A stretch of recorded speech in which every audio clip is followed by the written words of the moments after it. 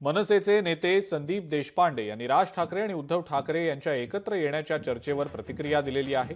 एकत्र येण्याबाबत ठाकरेंच्या शिवसेनेकडून असा कुठलाही प्रस्ताव आलेला नसल्याचं त्यांनी सांगितलंय। प्रस्ताव आला तर राज ठाकरे विचार करतील असंही संदीप देशपांडे यांनी म्हटलंय। आमच्याकडे कुठला अजून प्रस्ताव माझ्या माहितीप्रमाणे तरी आला नाही।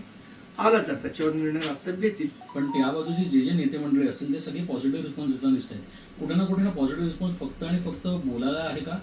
जर त्यांचं बोलणं असं होतं तर आतापर्यंत प्रस्ताव आला पाहिजे होता असं मला वाटतं। नाही, माझ्या मते सकारात्मक आहोत।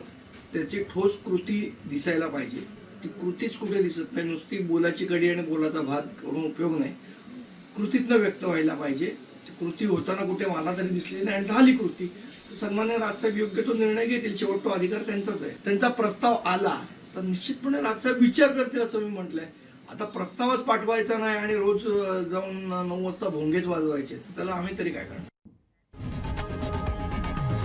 लोकशाही मराठी ऐका, पहा, जागरूक रहा।